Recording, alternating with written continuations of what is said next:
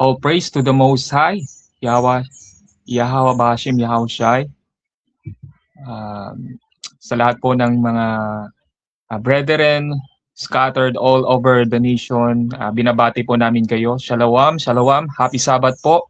At narito po tayo para muli mag-aral ng kanyang mga salita. And nalangin ko na ang bawat isa ay nasa magandang kalagayan at nandoon ang pag-iingat ng ating Aba. At bago muna tayo magsimula, tayo muna ay sandaling manalangin. Hingin natin ang paggabay niya. Sige, tayo manalangin. Our Father which art in heaven, hallowed be thy name, thy kingdom come, thy will be done on earth as it is in heaven.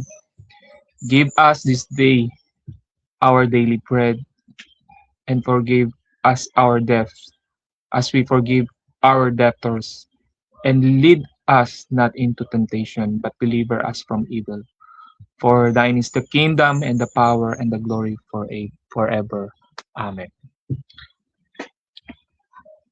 At muli, tayo po ay darako na sa ating pag-aaral ng kanyang mga salita. So, binabati po na muna natin ang bawat isa at talangin natin na sa susunod na ating pag-aaral ay makakasama na po natin ang ating mga kapatid, sila Brother Arts, si Brother Yaaman. So, today's topic ay patungkol sa the Old and the New Covenant is for Israelites. Muli, the Old and the New Covenants is for Israelites. At ipoprove natin sa araw na ito sa pamamagitan ng scripture. The Old and the New Covenants belongings to the Israelites. So, buksan po natin ang Psalms 50 verse 5, awit 50. Yan. Ang lahat, Psalms 50 verse 5, it reads, ang lahat ng matatapat na lingkod ko ay tipunin silang tapat sa kasunduan at nag-aalay ng handog. So tapat na lingkod. So may pong ibang translation, mga banal, o sa English is saints. Sino yung tinutukoy ng mga saints dito na may covenant sa pag-aalay, sa paghahandog? So, sino yung mga Israelites na yon? Sa mga saints na yon? So, makikita po natin yung sa Psalms 148 verse 14. Kung sino po ang tinutukoy ng mga lingkod. Okay. Psalms 148 verse 14. Siyang nagpalakas sa sariling bansa, kaya pinupuri ng piniling madla ang bayang Israel, mahal niyang lubha. So, yan po, tinutukoy po dyan yung mga lingkod niya, yung mga saints. Sa English po, pag makikita po natin yung mga saints, sila po ang tinutukoy na bayang Israel.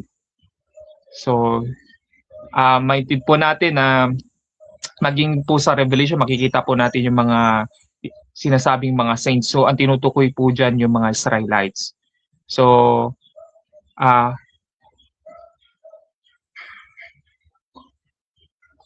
okay po. Buksan po natin. Balik po tayo sa Psalms 50 verse 5. Yan. Ang lahat ng matatapat na lingkod ko ay tipunin. Yan. Silang tapat sa kasunduan at nag-aalay ng handog. Yan. Mga tapat na lingkod, sila po ay mga Israelites na makikita natin sa Psalms 148 verse 14. So, buksan po natin yung Exodus chapter 24 verse 6 to 8. Yan. Ang kalahati ng dugo ng pinatay na hayop ay inilagay niya sa malalaking mangkok at ang kalahati binuhos niya sa altar. Yan. Ito po yung paghahandog sa kapag ang mga Israelita ay hindi nakasunod o nagkasala sila sa binigay na kasunduan, ganito ang gagawin nila. Sila ay magpapatay ng hayop, ihahandog po nila, ilalagay nila sa malaking mangkok, at ang kalahati ibubuhos nila sa altar. Ayan, kinuha niya ang aklat ng tipan at binasa ng malakas. Sabay-sabay namang sumagot ang mga Israelita. Ayan. Susundin namin ang lahat ng utos ni Yahweh. So makikita po natin yan sa panahon po ni Moses. Yan, sabi doon sa 8, pagkatapos kinuha ni Moses ang mga mangkok na dugo at winisikan ng mga tao. Sinabi niya, ang dugong ito ang isang katibayan ng pakikipagtipang ginawa sa inyo ni Yahweh sa pagbibigay sa inyo ng kautosang ito. So, the Bible talks about the saints. It talks about Israelites. So, lahat ng makikita po natin dito ay mga kaganapan po dito sa scripture ay ang mga tao po dito ay mga Israelita. So, ayan. Yun. So, yun po yung gagawin po nila. Yung pagka po sila ay nagkasala, sila po ay pagpapatay ng hayop. So, buksan po natin yung Psalms 147 verse 19.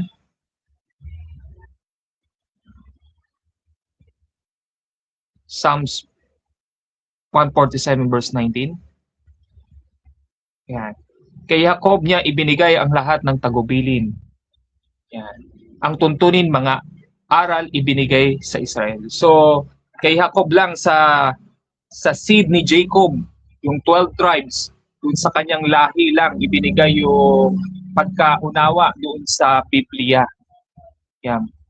Ibinigay lang yung mga laws and statutes and commandments sa kanya lang ibinigay doon sa sa lahi ni Jacob. Yung two kingdoms, yung Southern Kingdom and Northern Kingdom, sila po yung 12 tribes na tinutukoy po dyan. So, sabi po dito, wala po itong, sa ibang translation, wala pong ibang covenant na ibinigay sa ibang mga nation. Tanging kay Jacob lang ibinigay. Kung mababasa po natin sa ibang sa King James translation, ito ay pinakadikit ng Hebrew. So understand yung pagkaunawa dun sa Biblia, sa scripture, sa kanilang sa kay Jacob lang, sa lahi lang ni Jacob. Yan. At walang mga ibang nasyon na itinagubilin ang ating Aba, maliban lang sa bayang Israel. So, kapag there's no such thing in sin, yung mga white men, kung may makikita natin mga white men, sino ba yung mga white men? Pwede po ba natin ipakita yung picture ng mga white men?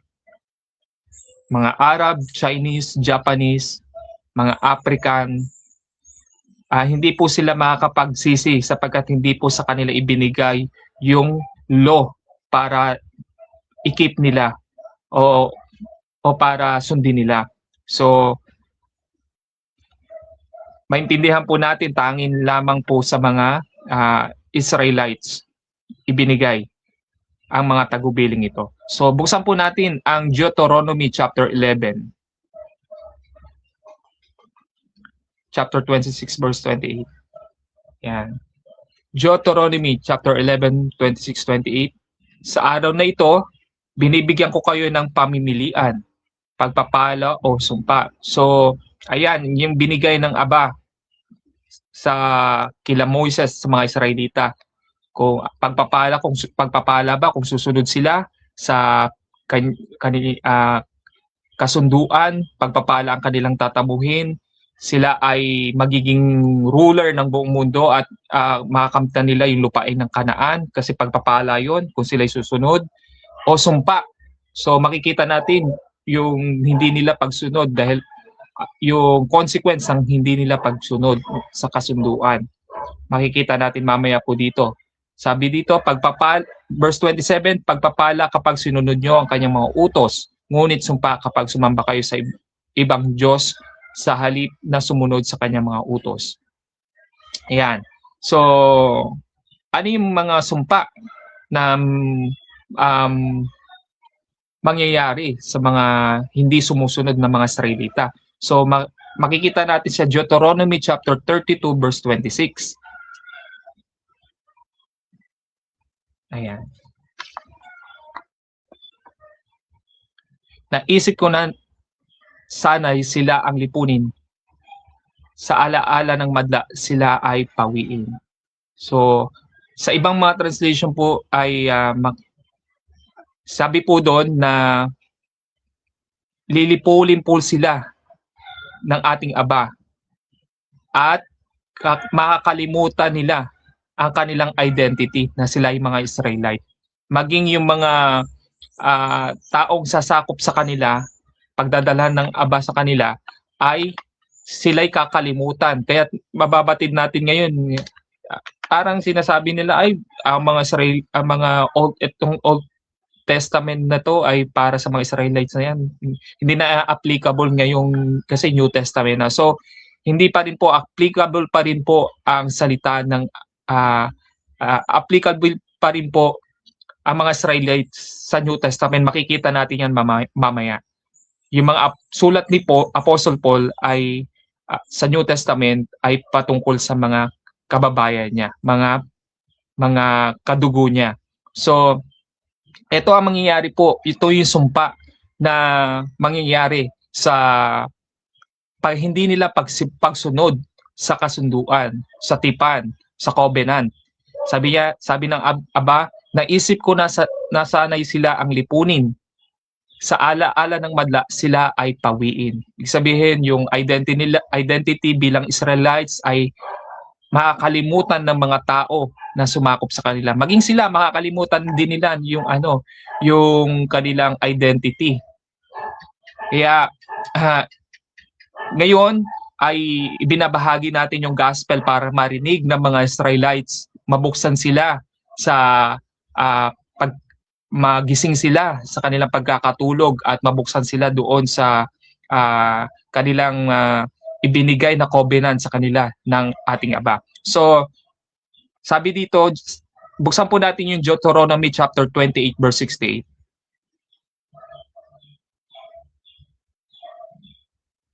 Yeah. So, it happened, ito po ay nangyari lang po sa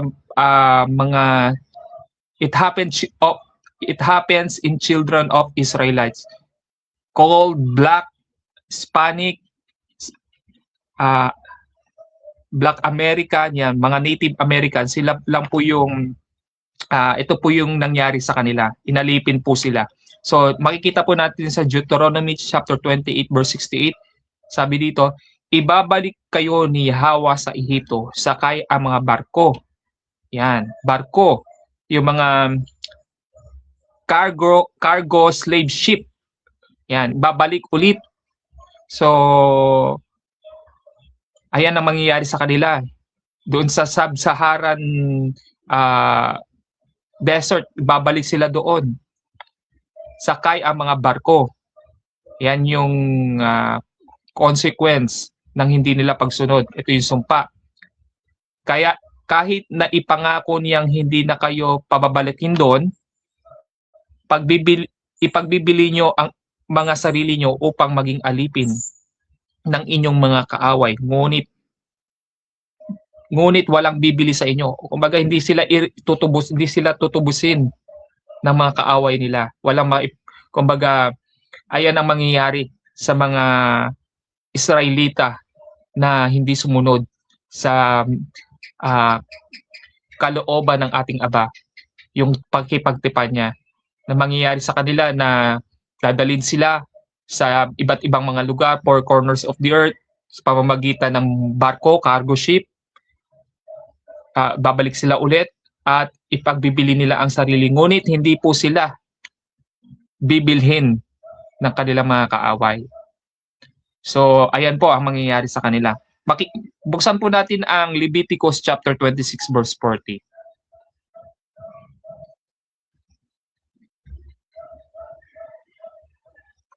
Leviticus chapter 26 verse 40.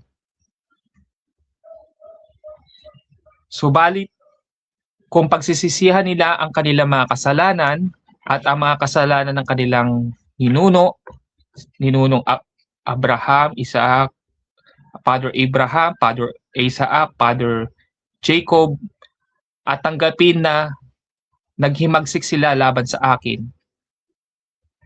40, 41, may 41 po. Buksan po natin. Ayan. So, ayan po yung sinasabi po doon. Kung sila po ay magsisisi sila, ang mga Israelita, sa kanilang mga kasalanan, sa kanilang pagsuway, sa kanilang hindi pagsunod doon sa kanyang kalooban, sa kanilang covenant sa ating Aba na ibinigay sa kanila, mga ninuno.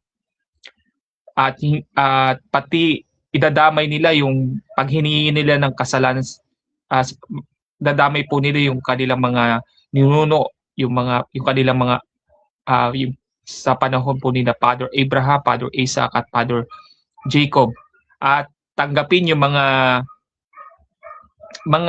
consequence ng kanilang mga ginawa, ng kanyang mga consequence na kanilang mga ginawa. Kumbaga sila ay nagpakumbaba, sinasabi dito sa Leviticus 26:40. Diba? Tumawag sila at sila ay nagpakumbaba. Ay ibabalik sila doon sa tunay nilang kalagayan. So buksan po natin ang Hebrew chapter 9 verse 12. Ayan. Minsan lamang pumasok si Kristo sa dakong kabanal-banalan at iyo'y sapat na, hindi dugo ng mga kambing at guya ang kanyang inihandog, kundi ang sarili niyang dugo upang magkaroon tayo ng walang hanggang kaligtasan. So, ayan po yung tinutukoy dito ay yung animal sacrifice. So, sabi nga dito, kumbaga white men, ang mga white men ay hindi matutubo sa kanilang kasalanan sapagkat hindi sa kanila ibinigay yung law, yung covenant. So, ang ibinigay lang ang law at ang covenant ay para lang sa mga Israelita.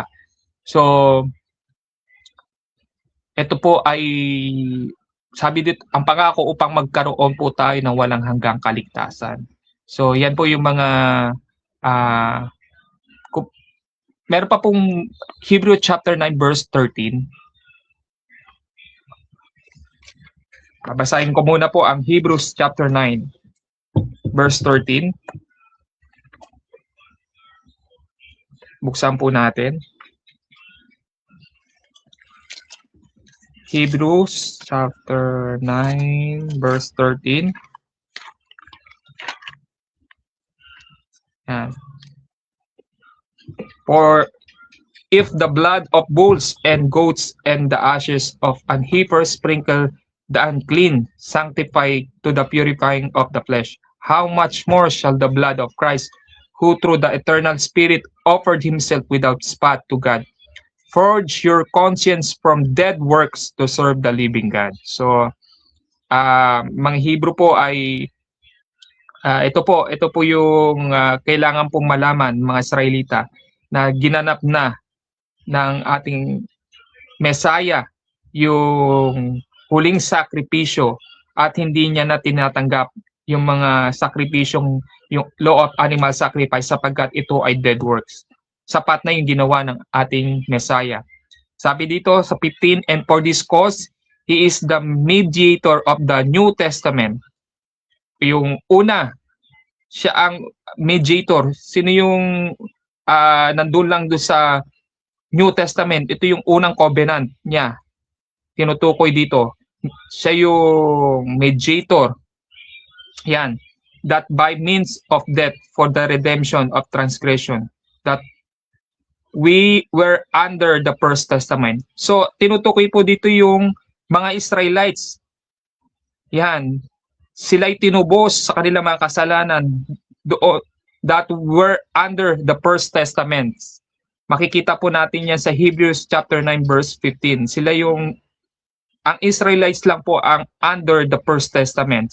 Sabi dito, they which are called might receive the promises of eternal inheritance. Yan.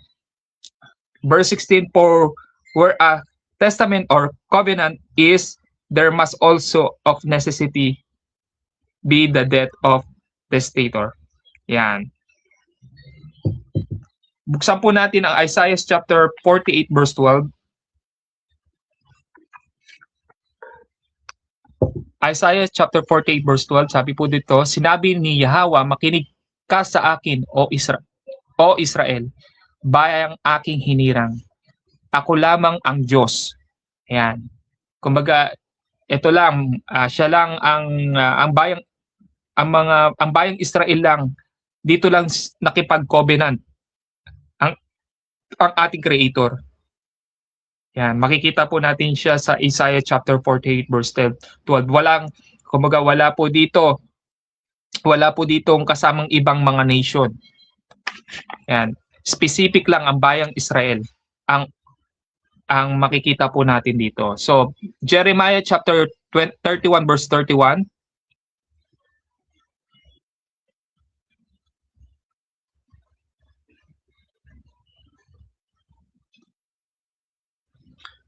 Yan, sabi po dito, sinasabi ni Yahweh, darating ang panahon, gagawa ako ng bagong tipan sa Israel at sa Judah.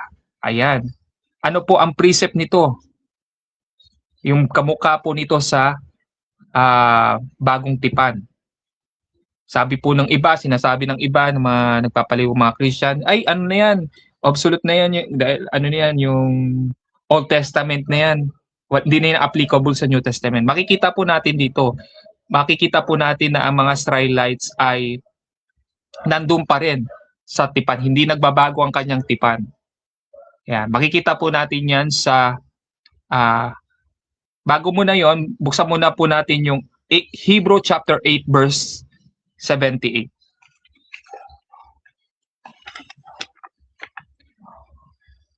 Yan. Hebrew chapter 8 verse 7 to 8. Kung walang kakulangan ang unang tipan, ito yung unang tipan kay Moises, mga Israelita, hindi na sana nangangailangan pa ng pangalawa. Ngunit nakita ng Diyos ang pagkukulang ng kanyang bayan. So bayan, ang tinutukoy na bayan dyan ay bayang Israel. Yung 12 tribes, yung seed of Jacob. Yan.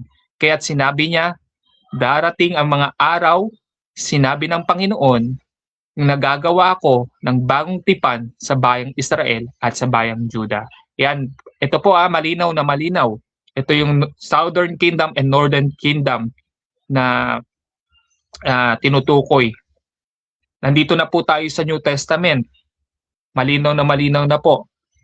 Hindi na po natin sasabihin ay Old Testament yan, hindi na applicable yan sa Christian, applicable yung ano yan, yung pakikipagtipan na yan sa pakikipagtipan ng Creator sa atin at ng Messiah.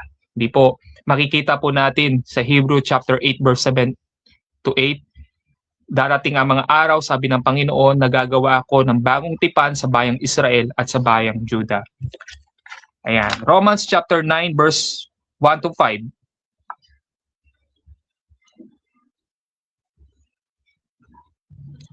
Ayan. Sa ngalan ni Kristo, ito po ay sulat ni Apostle Paul sa Roma. Sa mga, makikita po natin yung kabuuan ng sulat ni Paul, kung sino po ang tinutukoy dyan. Ako'y nagsasabi ng totoo. Hindi ako nagsisinungaling. Ang aking budhi ay nagpapatunay na totoo ang sinasabi ko at saksi ko ang Espiritu Santo. Matindi ang aking kalungkutan at di mapawi ang pagdaramdam ng aking puso dahil sa mga kalahi kong Hudyo. Yan. Yan, makikita po natin dahil sa mga kalahing Hudyo, mas mamatamisin ko pang ako'y sumpain at mapahiwalay kay Kristo kung ito'y sa ikabubuti nila. Sila'y mga Israelita na binigyan ng Diyos na karapatang maging mga anak niya. Ipinakita rin niya sa kanya ang kanyang kalwalatian.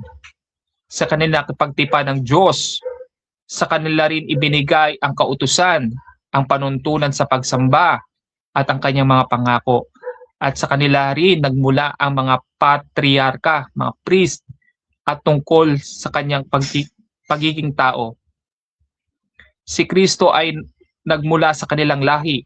Ang kataas-taasang Diyos ay purihin magpakailanman. Amen. So sa sa KJV translation po, si Kristo ay naparito para sa kanila, sa mga Israelita. So makikita po natin dito ng malinaw na ang sulat ni Paul ay doon sa mga kadugo niya. Yan. Kabalat o kadugo niya. Sabi po diyan mga kalahing, sa verse 3, mga kalahing kong Hudyo. Yan. Sabi niya na sila'y mga Israelita sa verse 4. Sila lang yung binigyan ng karapatang maging anak niya. So ipinapakita rin niya na sa kanila lang din yung kalwalatian. Sa kanila rin, sa kanila lamang nakipagtipan ng Diyos. So Romans 1:5, wala po dito ibang nation na walang Edomites, walang Jebusite, walang Perizzite. Yan. Makikita po natin na malinaw ang mga Israelita lang po. Walang ibang mga nasyon. So sa kanila din binigay ang panuntunan sa pagsamba. Yan, pagsamba. Ang pagsamba na ibinigay po yung panuntunan yung Sabat. Yung Friday sundown, Saturday sundown, yan po yung binigay. Yung sa utos sa fourth commandment, remember the Sabbath and keep it holy. Sa kanilang ibinigayan sa mga Israelita. At ngayon yung ating ginagawa. Walang ibang mga panuntunan na ibinigay maliban lang sa mga Israelita. Wala po dito nakalagay na mga Christian or ano bang mga denomination ng mga religion. Tandaan po natin, ang Romans 1:5 ay sulat para lamang sa mga kadugo. Sulat ni Apostle Paul sa kanyang mga kababayan. So, sa verse 5, sa kanila rin nagmula ang mga patriarka at tungkol sa kanyang pagiging tao. Yan. Si Kristo ay nagmula sa kanilang lahi. Ang kataas-taasang Diyos ay purihin magpakailanman. Amen. At buksan po natin, last verse, Luke chapter 1, verse 68. Hanggang 73. 71. Okay. Ayan po. Sabi po dito, purihin ang Panginoong Diyos ng Israel. Bakit po sa New Testament ay sinasabi patungkol sa Diyos ng Israel? Kasi Old Testament and New Testament is for the Israelites. Kaya yan po ang topic natin ngayon. Naulit ko, we prove through the scripture na ang Old Testament and the New Covenants ay belong talaga sa mga Israelites. At mababasa po natin yan. Hindi po ako ang nagbibigay ng paliwanag diyan, sariling paliwanag, kundi ang scripture po ang nagpapaliwanag tungkol sa mga kung ano yung nasa loob ng scripture. So wala po akong sariling kapaliwanagan diyan at ipinoprove po ng mga scripture kung ano po yung katotohanan. So sabi po dito, purihin ang Panginoong Diyos ng Israel. Tinulungan niya at pinalaya ang kanyang bayan. Nagsugo siya sa atin ng isang makapangyarihang tagapagligtas. Ayan po, yan ang Messiah. Mula sa angkan ni David. Si David ay Israelites. Yan. Na kanyang lingkod. Yan. Mula sa lahi yan ni Jacob. Ito ay ayon sa ipinangako niya nung una sa pamamagitan ng kanyang mga banal na propeta. Ang mga banal na propeta po ay mga Israelita yan. Yan. Yan po ang mga lineage nila. Buhat doon si Paul, Israelite siya, maging doon sa in the Revelation, si John the Beloved, Israelites po yan. Kumbaga sa kanila lang talaga tinagubilin. Mababasa po natin, di ba yan sa Romans chapter 9, sa kanila lang talaga itinagubilin ng lahat.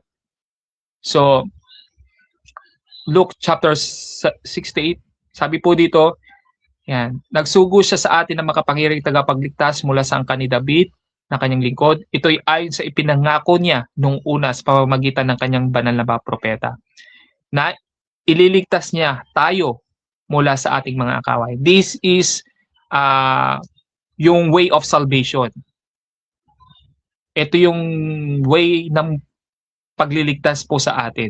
Ililigtas niya po tayo sa ating mga kaaway. So ibang mga nation, mga kaaway ng mga Israelites, yan po yung alam po natin yung mga kaaway na yan. So yan. Sabi dito, mula sa kaaway ng lahat ng napopuot sa atin, ipinangako niyang kahabaga ng ating mga ninuno. Yan. Yung ninuno si Abraham, Isaac, abang Abraham, amang Isaac, abang Jacob. Yan. At aalalahan ng kanyang banal na tipan. Yan ang sumpang binitawan niya sa ating amang si Abraham. Yun, napakaganda po dito na aalalahanin niya ang kanyang banal na tipan na mababasa po natin sa 8:78. So ito po ang maintindihan po natin, ni-redeem po tayo. Ang ni-redeem lang po ng Kristo sa pamamagitan ng dugo ay ang mga Israelita, sapagkat sa kanila lang nakipagtipan ang Mesaya, ang ating Aba. At ibinigay niya ang kaisa-isa niyang anak upang tubusin ang kanyang bayan.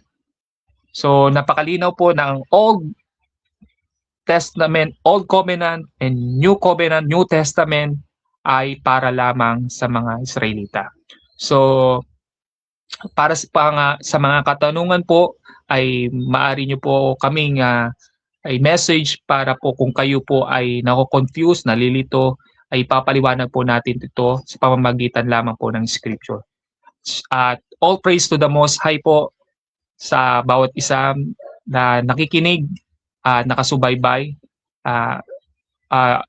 sa bawat mga Israelites na nag-scattered over all the nation. Shabbat Shalom po. Shabbat Shalom.